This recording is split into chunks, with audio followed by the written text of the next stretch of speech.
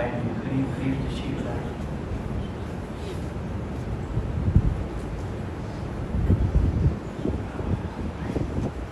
اللهم صل على سيدنا محمد النبي الأمي وعلى آله وسلم تسليما۔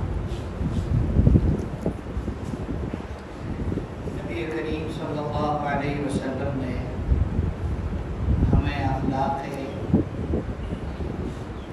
حسنہ کی نشاندہی فرمائی اور اخلاق رذیلہ اخلاق سیئہ کی بھی نشاندہی فرمائی۔ اخلاق رذیلہ سیئہ میں ایک ہے غصہ،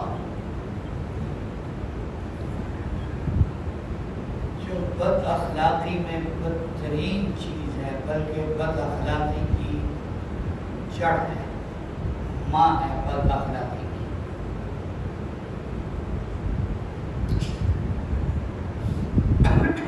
نبی کریم صلی اللہ علیہ وسلم نے ارشاد فرمایا ان الغضب لیفسد الایمان کما یفسد الصبر العسل۔ غصہ ایمان کو ایسے خراب کر دیتا ہے جیسے کہ ایلوا شہد کو خراب کر دیتا ہے۔ شہد ایک اللہ کی بہت بڑی نعمت ہے، اور شہد اصل ہو تو کبھی خراب نہیں ہوتا۔ شہد جتنا پرانا ہو اتنا قیمتی ہوتا ہے۔ شہد جتنا پرانا ہو اتنا قیمتی ہوتا ہے، اور شہد ایسی چیز ہے کہ شہد خود بھی خراب نہیں ہوتا، اور شہد کے اندر کوئی چیز رکھنے وہ بھی خراب نہیں ہوتی۔ آج کل جو ہم آؤٹ سیزن کے فروٹ سیو کرتے ہیں تو وہ کولڈ اسٹوریج میں کرتے ہیں نا۔ پہلے زمانے میں لوگ جو آم کے شوقین ہوا کرتے تھے یا کسی اور پھل کے، تو وہ اس کو خشک کر کے شہد میں ڈبو کے رکھتے تھے، وہ اپنی اوریجنل شکل میں باقی رہتا تھا۔ جب چاہتے اس سے نکال کے شہد چاٹ لیتے، پھر اس پھل کو کھا لیتے۔ تو ایک کڑوی چیز ہے ایلوا، جو اتنا کڑوا ہوتا ہے کہ وہ شہد جیسی میٹھی چیز کو بھی خراب کر دیتا ہے، شہد کے ذائقے کا ستیہ ناش کر دیتا ہے۔ اللہ کے نبی نے فرمایا اسی طرح غصہ ایمان کا بیڑا غرق کر دیتا ہے۔ آج کل دیکھ لیں جتنی لڑائی جھگڑے فساد گھروں کے اندر، بازاروں کے اندر، گھروں میں طلاقیں ہو رہی ہیں، کیوں ہو رہی ہیں؟ غصہ۔ پہلے تو لوگ کہتے تھے شکر کرو خدا نے طلاق کا حق عورت کو نہیں دیا، مرد کو دیا ہے۔ اگر عورت کو طلاق کا حق دیا ہوتا نا تو ہم نے شادی کے پہلے ہفتے ہی رڈوے ہو جانا تھا۔ عورت کے اندر غصہ بھی ہے، بیوقوفی بھی ہے، عقل بھی تھوڑی، لیکن آج کل یہی حال مردوں کا ہے، یہی حال مردوں کا ہے۔ میں کئی ایسے کیسز جانتا ہوں کہ 3 طلاقوں سے زیادہ ہو گئی، میاں بیوی اکٹھے رہ رہے ہیں۔ میرے سے مسئلہ پوچھا کہ جی 3 طلاقوں سے بہت زیادہ طلاقیں دے، میں نے کہا 3 تو ہو گئی، پھر اکٹھے رہ رہے ہیں، کیا کریں؟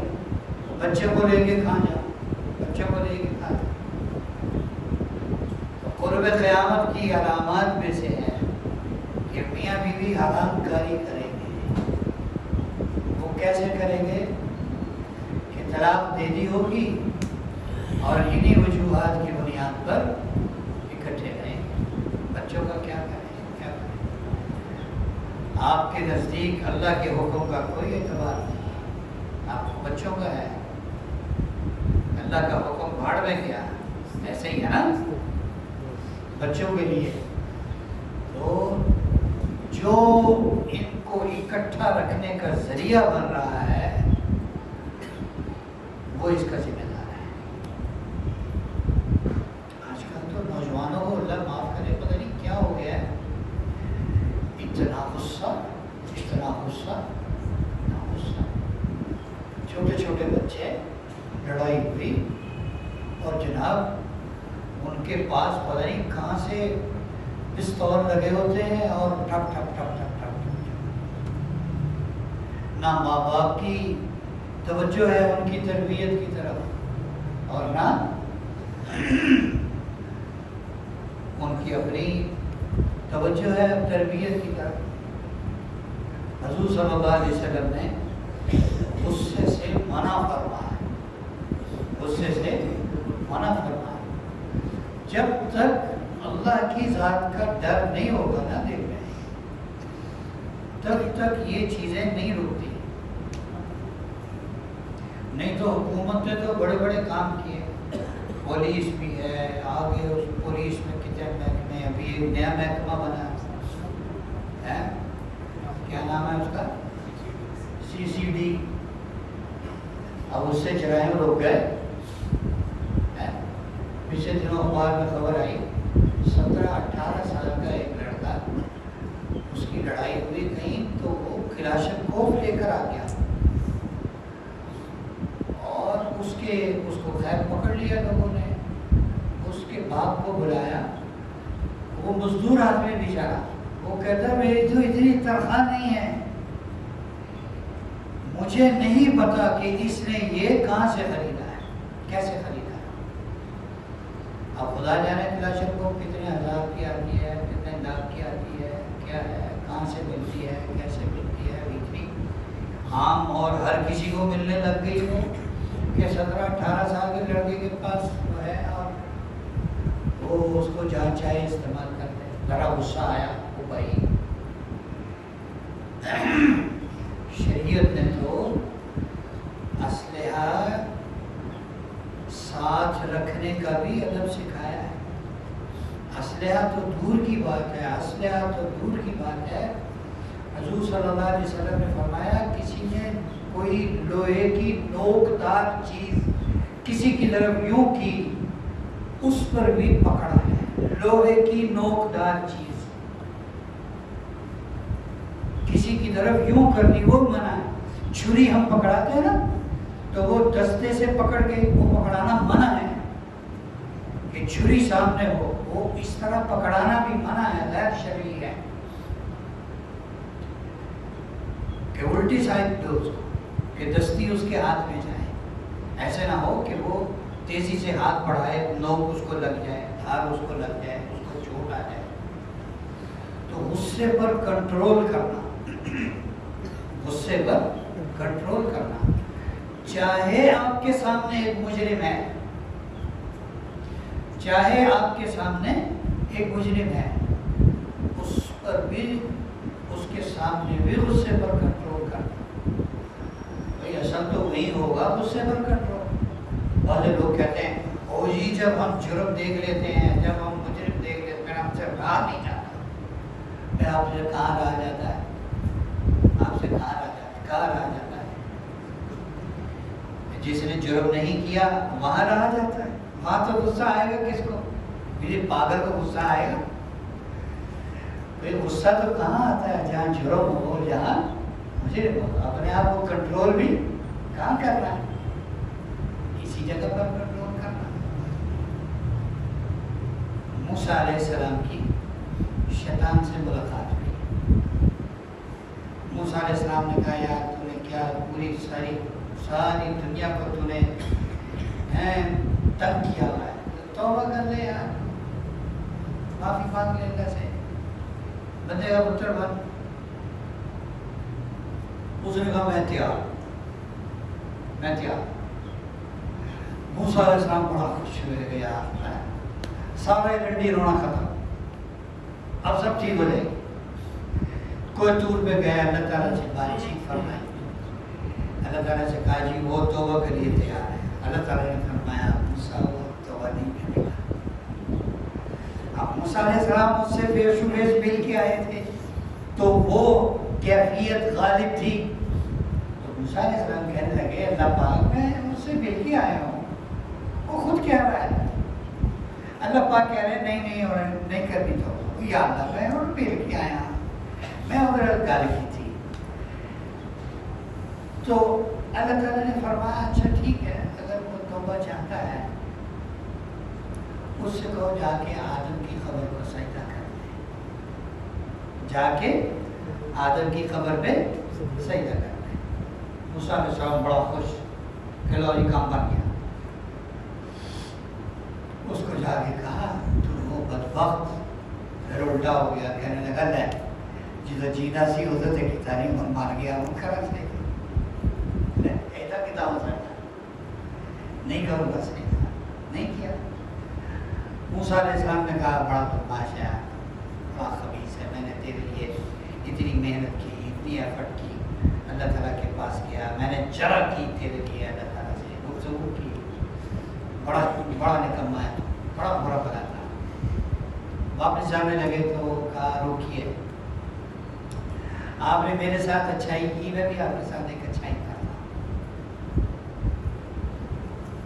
کہنے لگے کیا اچھائی کروں؟ کہنے لگے کبھی غصہ مت کیجیے گا, کبھی غصہ مت کیجیے گا, غصے سے بچے, کیونکہ ہم شیاطین انسانوں کے ساتھ جب ان کو غصہ آتا ہے ایسے کھیلتے ہیں جیسے بچے بال کے ساتھ کھیلتے, گیند کے ساتھ کھیلتے. وہ کبھی ادھر جا رہی ہے, ادھر جا رہی ہے, کبھی ادھر چوکا, کبھی ادھر چوکا, کبھی ادھر چھکا, کبھی ادھر تکا, کبھی ادھر کچھ, کبھی ادھر کچھ, کبھی ادھر کچھ. گیند بیچاری کی کمبختی آئی ہوتی ہے, تو ایسے ہی جس کا غصہ آ جاتا ہے نا پھر اس کی کمبختی آ جاتی ہے. اور غصے میں اس نے اگر کسی پر ظلم کیا ہے تو پھر جب تک معافی نہیں مانگے گا, جب تک معاف نہیں ہوگا, اور قیامت کے دن پھر اگر معافی تلافی دنیا میں نہیں کی تو پکڑا جائے گا. اللہ تعالیٰ کے سامنے کوئی دلیل حجت نہیں چلے گی. ظلم کیا ہے بس آ جاؤ, ادھر آؤ, اب حساب کتاب ہوگا.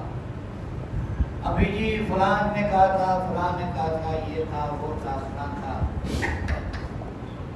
کوئی حجت کام نہیں آئے. وہ غصے پر کنٹرول کریں. غصہ دور کرنے کے چند طریقے ہیں.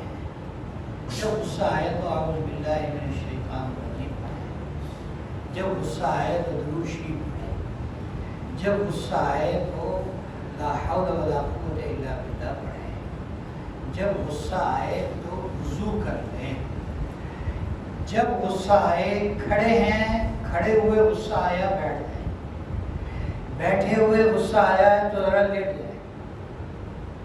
اپنی حالت, جس حالت میں غصہ آیا ہے اس حالت کو تبدیل کر لیں. یہاں کھڑے ہو کے غصہ آیا, تھوڑا سا ادھر چلے جائیں, ٹھیک ہے, دائیں بائیں ہو جائے وہاں سے. جہاں جس محفل میں بیٹھ کے غصہ آ رہا ہے اس مجلس سے تھوڑا سا اٹھ جائیں, چکر لگا لیں, پانی پی لیں, تھوڑا سا یہ کام کر لیں, اس سے غصہ چلا جائے گا انشاءاللہ. اور 99% آج جھگڑے عدالتوں, کچہریوں, تھانوں میں کیا ہے, پیچھے کیا ہے, غصہ ہے. ذرا سا غصہ, ذرا سا غصہ, لڑائی جھگڑا, ذرا سا غصہ, لڑائی جھگڑا, پھر مقدمے, پھر تھانے, پھر کچہریاں, پھر عدالتیں, تو جی لگے رہو. یہ وہ زندگی ہے یار, یہ وہ زندگی. تو اس لیے اچھا نہیں. حضور صلی اللہ علیہ وسلم نے فرمایا کہ غلطی ہو جائے معافی مانگ لو, تم سے غلطی ہو جائے تو بھائی معاف کرو, اور کسی سے غلطی ہو جائے تو معاف کر دو, کسی سے غلطی ہو جائے تو معاف کر دو. اور اللہ کے نبی نے دونوں چیزوں کی ترغیب دی. فرمایا جس نے حق پہ ہوتے ہوئے جھگڑا چھوڑ دیا, دوسرے کو معاف کر دیا, جنت کے درمیان میں میرے سے محل کی ضمانت لے. بہترین لوکیشن میں، جنت کی سب سے قیمتی جگہ، میرے سے جنت کی محل کی ضمانت لے لیں۔ اور فرمایا کہ اگر معاف کرنے سے کسی کی عزت میں کمی آ گئی تو وہ قیامت کے دن میں ذمہ دار ہوں۔ اس کا مطلب یہ نہیں ہے کہ حضور سے، اس کا مطلب یہ ہے کہ معاف کرنے سے عزت میں کمی نہیں آتی، معاف کرنے سے آدمی بڑا ہوتا ہے، عزت ملتی ہے۔ اور جس سے معافی مانگی جائے وہ معاف نہ کرے وہ بھی سن لیں۔ اللہ کے نبی نے فرمایا جس سے کسی نے معافی مانگی کہ بھائی مجھ سے غلطی ہو گئی مجھے معاف کر دے، اور اس نے معاف نہ کیا، اللہ کے نبی نے فرمایا حوض کوثر پر میرے پاس نہ آئے، حوض کوثر پر مجھے اپنی شکل نہ دکھائے۔ اللہ تعالیٰ ہمیں اپنے غصے کو کنٹرول کرنے کی، غصے کو دبانے کی توفیق نصیب فرمائے، اور اس بدخلقی کی جڑ کو اپنے اندر سے ہمیں